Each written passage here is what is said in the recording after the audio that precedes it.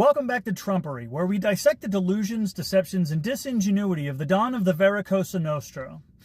On November 12th, a few hours before Adelita Grijalva was sworn into the House of Representatives and provided the 218th signature necessary to force a vote on the bipartisan House Resolution 581, the Epstein Files Transparency Act, that would require the release of files related to Jeffrey Epstein and his influential clients, that dog that hasn't barked posted a message on the inaccurately named Truth Social insisting that the Democrats are trying to bring up the Jeffrey Epstein hoax again, because he doesn't know what the word hoax means and therefore uses it to describe literally anything that exposes his incompetence and depravity.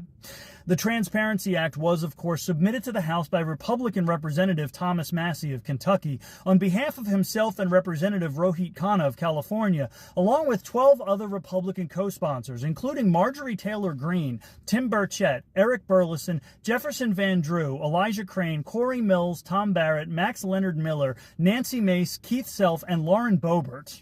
He insists that the Transparency Act is being pursued because they'll do anything at all to deflect on how badly they've done on the shutdown and so many other subjects. Despite the fact that House Resolution 581 was submitted to the House, again by Republican Representative Thomas Massie, on July 15th of this year, more than 11 weeks before the shutdown that he inexplicably capitalizes. Only a very bad or stupid Republican would fall into that trap, says the self-proclaimed Republican who was himself a member of the Reform Party from 1999 to 2001, a Democrat from 2001 to 2009, and an independent in 2011 and 2012, entirely unaware of his own party's Committee on Ways and Means publicly stated mission to, quote, fight for transparency and hold the administration accountable for its unprecedented executive overreach. So what he seems to mean by very bad or stupid Republican is a member of the Republican Party that proves themselves disloyal to him personally by adhering instead to their oath of office, by supporting and defending the Constitution of the United States against all enemies, foreign and domestic, by bearing true faith and allegiance to the same, and by faithfully discharging the duties of their office. The Democrats cost our country $1.5 trillion with their recent antics of viciously closing our country, he claims, which is both politically and mathematically incorrect, because in the very best case scenario, Congress, made up of both Republicans and Democrats, are to blame for this historic funding lapse. You can't spell gridlock without an R and a D, after all. And the total cost of the shutdown is about $10.5 trillion, or 10 times what Trump claims.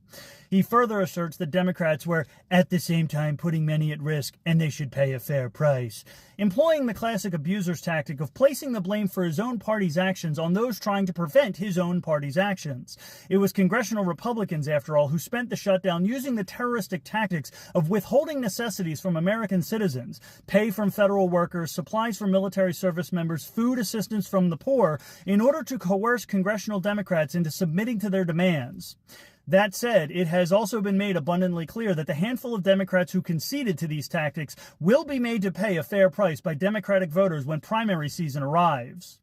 That dog that hasn't barked then insisted that there should be no deflection to Epstein or anything else, which is a fascinating reframing of the situation, given that we already know that the government shutdown itself was in fact a deflection from Epstein and the bipartisan measure to release the files that contain the identities of the, quote, individuals, including government officials, named or referenced in connection with Epstein's criminal activities, civil settlements, immunity or plea agreements, or investigatory proceedings, as well as, quote, entities, corporate, nonprofit, academic, or governmental, with known or alleged ties to Epstein's trafficking or financial networks.